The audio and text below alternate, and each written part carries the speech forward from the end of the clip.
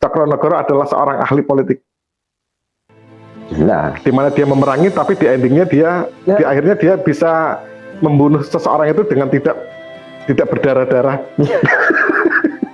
Tidak berdarah nanti nyangkut ke moyang saya itu. Suatu saat akan kita obrolkan tentang moyang jenengan. Ya, moyang saya kebetulan adiknya Kakak Handoko. Beliau memerangi Loano, tidak.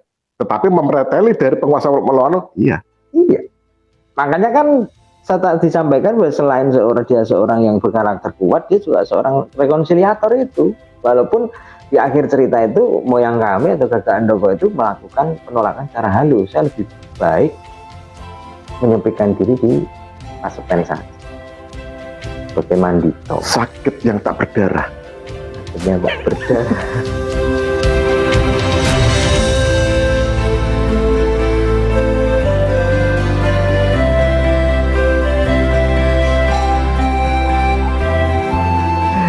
Kalau kita bicara Purworejo itu kan kita nggak adil, Mas. Kalau hanya kita bicara tentang Purworejo, satu kota alun-alun kan enggak. Purworejo kan luas. Ada Baglen, ada Kutarjo, ada Banyurip, dan ada juga Loano. Kaitannya Loano, Kakak Handoko dengan Cokronegoro mengikrarkan pada tanggal 27 Februari 1831 bumi Purworejo. Kaitannya adalah Loano kehilangan huruf B pada iya itu. Kehilangan huruf B pada 20 April 1830. Harusnya pakai W, Mas. Harusnya pakai W. Loano jadi L-O-W-A-N-O. L-O-W-A-N-O jadi Loano. Karena ejaan Belanda kan. Tapi kalau kita melihat ketokohan dari seorang Cokronegoro kemudian dengan moyang kami atau dinasti Gagak itu ya hubungannya sedikit dramatis, romantis, terus tragis menurut saya. Dimulai dari yang romantis aja dulu lah. Romantis dulu. Jadi ketika Kusumoyudo, Cokronegoro, kemudian Rasodiwiryo Mas kami, Rasodiwiryo, kemudian Prawironegoro berbondong-bondong dari Surakarta. Ya, dia pertama menginjakkan kakinya di Gembulan Loano, mendirikan beteng dia. Keren, mendirikan beteng di Loano. Artinya bahwa ketika Cokronegoro atau Rasodiwiryo ini sudah masuk di Bagelen, welcome nih penguasa Loano. Penguasa Loano sangat welcome. Welcome. Dan buktinya apa? Mendirikan satu beteng yang cukup legendaris ya, selain beteng Lengis. Karena di Lengis itu kan betengnya di Ponorogo nih. Iya betul. Kalau di Gembulan itu betengnya Cokronegoro, Rasodiwiryo. Gembulan sama di kalau nggak salah di Bubutan. Gembulan itu masih Loano ya? Masih Loano, salah satu desa di Loano, dusun di Loano. Jadi penguasa Loano pada waktu itu sangat welcome. Ya, kemudian jadi gini Mas Ari, perang Jawa kalau menurut ungkapannya Cokronegoro itu kan perang yang seperti perang Bharatayuda. Artinya di situ saudara dengan saudara dihadap-hadapkan. Orang tidak tahu dengan orang tidak tahu dipaksa musuhan. Orang tahu dan orang tahu dipaksa musuhan. Dipaksa untuk berperang. Dipaksa untuk berperang. Nah itu. Kemudian ada satu bagian pupuh tersendiri dalam kitab Kedung Kebu itu peran Gagak Handoko sebagai penguasa Loano.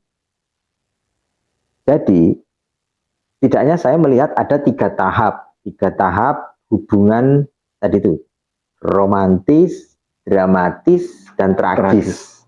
Romantisnya adalah ketika rombongan Kasunanan beserta pasukan Belanda datang ke Loano, mereka mendirikan satu beteng di Gembulan, mengawasi gerakan pejuang perang Jawa, itu romantis ya. Kemudian dramatisnya apa? Terjadi perselisihan yang luar biasa di kalangan keluarga dinasti Gagak dengan kedatangan ini, karena Cokronegoro dan adik-adiknya. Ya, karena di awal banyak bangsawan Loano itu atau ningrat Loano itu yang melakukan support kepada Diponegoro. Okay. Dan kebetulan salah satu siti lungguh Kasultanan itu ada di Loano dan itu miliknya Pangeran Diponegoro. Balitar. Pangeran Balitar, pamannya Diponegoro. Saya pernah mendengar tuh Mas. Ya. Dan saya kalau Loano ini di era Gagak Handoko, ya, itu adalah basis dari Pangeran Diponegoro. Bisa dikatakan iya. Karena apa?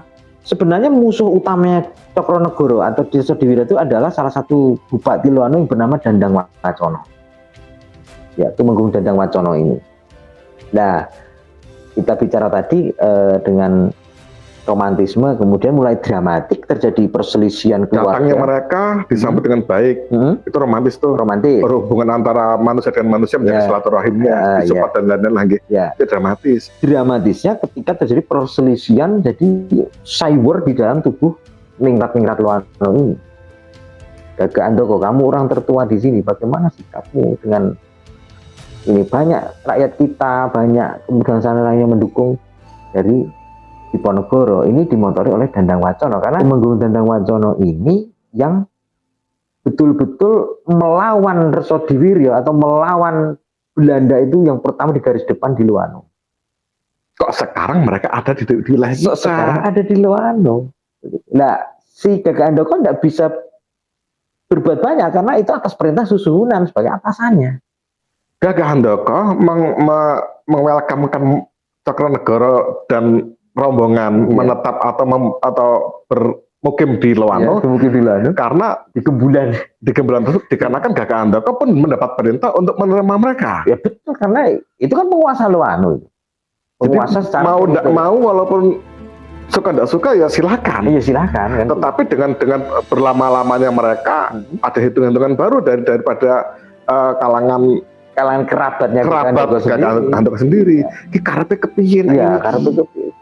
Akhirnya ada satu sesi terjadi perang di Selotiang, namanya Geger Selotiang.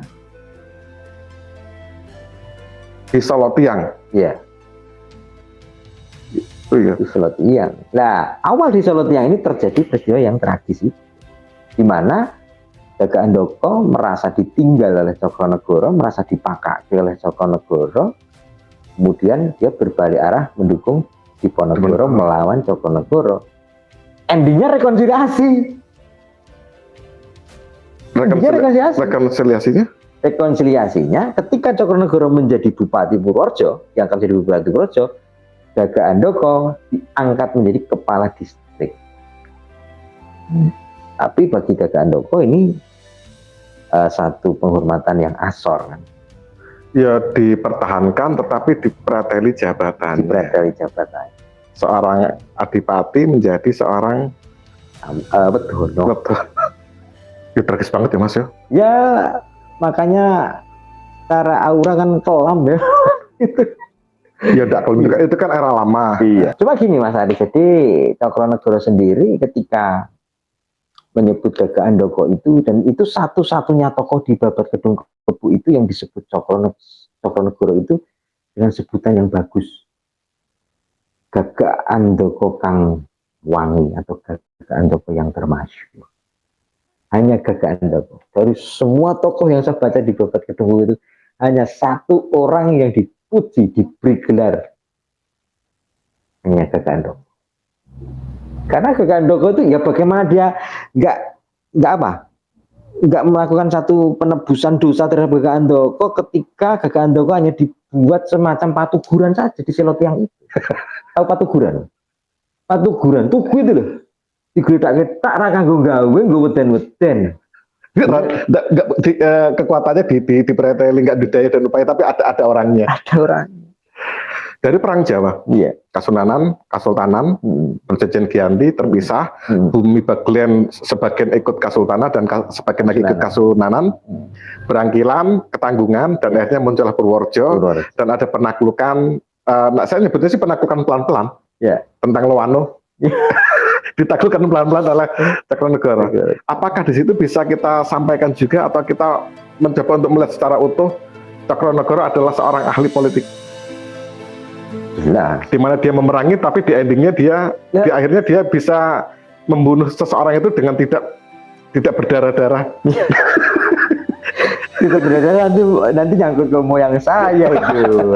Suatu saat akan kita obrolkan tentang moyang jenengan. Ya, moyang saya kebetulan adiknya Gagak Andoko. Beliau memerangi Loano, tidak, tetapi memreteli dari penguasa Loano. Iya. Makanya kan saya disampaikan bahwa selain dia seorang yang berkarakter kuat, dia juga seorang rekonsiliator itu.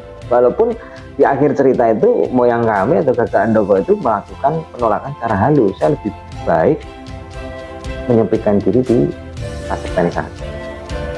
Sebagai mandi. Sakit yang tak berdarah. Sakit yang tak berdarah.